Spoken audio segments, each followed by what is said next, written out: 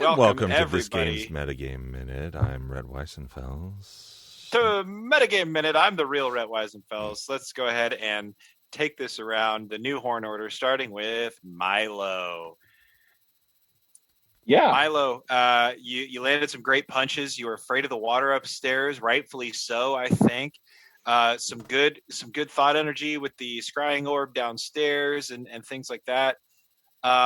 Also, I'm curious what you're thinking about Scory wasting the seed upstairs in that water. Oh, so disappointed. Just so disappointed. I was like, that seems like a bad idea to put it in that liquid. And I'm like, no, we should not put it. But it is what it is. It's okay. It's all good. But yeah, no, I like the idea of putting it on the roof. I thought putting it on the roof would be an awesome idea. It would kind of grow through the whole tower and encompass the tower and destroy it and dismantle it at the same time. Right. Hopefully we can get some more, seeds. There's got to be some, in like a 14-day trip or something like that. Yeah, I got your back. I'll get something going. One thing I was curious about was when we realized that liquid makes things grow really fast. Do we think that it has anything to do with the scorpions at that other place where we found that liquid? Because one thing is that would indicate clearly that there is an amount of liquid or something, some way in which it could be exposed to something like that and grow the scorpions without blowing it up like the tree did. So maybe we just put it in too much of the liquid, Maybe we need to use like this vial thing that I have, and that would like control the release of the liquid. I say we let our team scientists figure it out. Yeah. The only caveat to that is it didn't seem to really affect like us at all. So like maybe it didn't affect the scorpions, and those were just standard giant scorpions. Standard that's magical giant scorpion. Yeah. I like that idea. Yeah. Scory, how do you feel about wasting your seed? How do you feel about bomping on this dude? You sound. Never mind. I was going to make a church joke. You sound like my dad or something like that. Yeah. You could have planted that on a floating rock, and instead you cast it into this thing. Well, there's absolutely nothing that I can do that you won't make fun of. So that's not true. There's a lot I can make fun of the least funniest party. No, I'm kidding. Do you hear me today? Clearly, I was the least funniest. What's your question, dude? I was curious about wasting seed and stuff like that. Like, what, are you regretful that you're not going to be able to get this dream seed back, which I thought was kind of a cool thing? Well, the thing is I know where the tree is. Yeah. So I can get more. It's. Oh, gotcha. That's cool. Yeah, it's not a big deal in that regard. It's just the only one I had on me. That's the most frustrating part about it. Yeah. So, well, overall, what's Scory's impression then of the boss fight that we had there, and what's Scory thinking as we go outside and see this? What's your darkest fears of going outside? Well, I didn't really get to interact with that crazy big being, the tree being thing. Yeah. But I had fun handling these cats. Is Arthur still injured from that? He took a bit of a hit. I took almost half my health. Wow. And have we rested before going outside? Nope. Awesome. And wolves and sheep. And wolves and sheep. We're in great form. So that was fun. And I don't know. I'm dumbfounded. I wish we had time to play the next session because I'm eager. It'll kind of be a cool cold open, like for next week's episode, and we gotta watch the battle unfold. Yeah, I'm really excited that we're gonna be playing opposite of us. So I'm curious, DM, are you gonna be controlling? Are you gonna be controlling our characters or? No, so what's going to happen is the bandits, those mercenaries, those privateers that you'd met before came across the camp you had outside, and I will have you all play as your allies. So Crag, Wolf, you'll play as Crag. Rifarian, you'll be Gallendale. And then the 3 soldiers that you saved will be the rest of you. And you'll play as them. And we'll see what happens. Are you going to send us sheets? Yeah, I'll get those all prepared for you for next week. So you have to send us sheets. Okay. Dash. Cool. That's gonna be really exciting. Yeah. I gotta say, like all the water stuff, like really got like Arthur thinking about different ways it could be used, different applications for it. Kind of being able to talk to Flo afterwards and sort of uncover the riddle of this whole thing was really nice little bow on it for me. I was excited for the first time since returning from my solo episode to be able to use my sweet void assumption ability, which is kind of like the replacement. You guys haven't seen it yet, but it's the replacement for my like little puff of gas thing I used to do. Yeah. Instead of being able to like turn into a puff of gas and go really far, I get to just not exist. I get to basically like phase out of existence for a round, and I can't do anything, but it helps me not get the shit kicked out of me by big cats. Apparently, a little bit. Didn't you also hit him with like a dual a split like witch bolt or something? Yeah, I got to do the chaos or chaos bolt thing. You fucked him up with that. That was great. The first time I've ever got it to bounce, I think, but it didn't hit, which is I didn't realize that you had to re-roll an attack to make it hit. Like that's part of the reason I got it, because it just seems so crazy and chaotic. But it's not often that it gets to proc. But for the first time as well, I've used my meta magic, which let me attack 2 targets at once and blow them up. And I was just going to do 4 Eldritch Blast beams essentially, but decided to do the Chaos Bolt and see if I could get some wonky ass bounces. I thought that was really cool. Yeah, well, plus I got to do like 43 damage or something, which was just like fucking awesome in one round. Like that's probably a personal best for a Zephyrus. Yeah, it's always fun when those actually proc and like you get to do what your character's built for. Yeah, I know. It's so I think cool. that's what it was 6 less than Peleus when you attacked those giant scorpions. Like, didn't you get like 49 or something like that? Like in like the one fireball or something like that. That's right. Yeah, he did get really high for that. Fireballs can be ridiculous. Yeah. Riff, what about you? What's Riff thinking? Kind of, we got a little bit of a chance to like unpack some more mysteries of the tower. You got to use, maybe that was last episode, but you pulled out the word scriptorium, which I didn't get to ask you about, which I enjoyed for some reason. Scriptorium? And then just banging on these guys' bobos.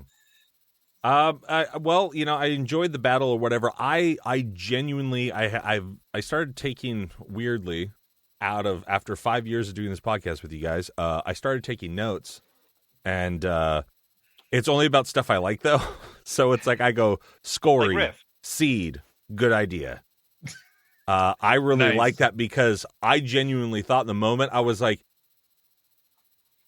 Alex gave the guy who's the least likely to do the correct thing.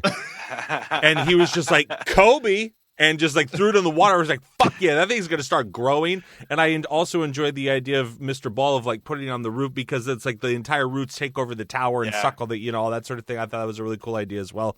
For a second, I thought that the tree was going to break the tower while we were inside of it, and we are going to have to sprint for the door. Yeah, there for a minute, Alex was playing it up like, oh, well, this is actually working? Yeah. This is working? There's no way this is going to work. There's like, oh, thank God, I was wrong. I got to unveil a couple things I'd never done with Riff before. Like I got to like the Shadow Chucks, like whirlwind around her and that sort of stuff. Yeah. And then a couple of other like attack things, which I thought was fun to do.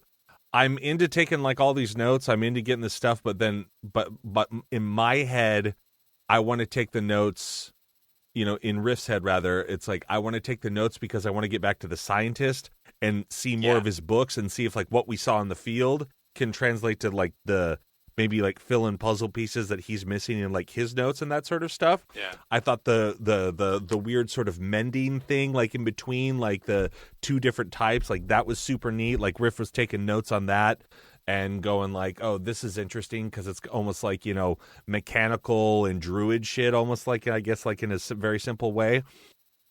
And then between Alex and myself only, guys, cover your ears. Riff has written down like that potion shit to make the giant scorpions or whatever that Rhett was talking about. Riff has written down Iron Giant. Can we just dump one on a fucking thing and make like a huge fucking robot?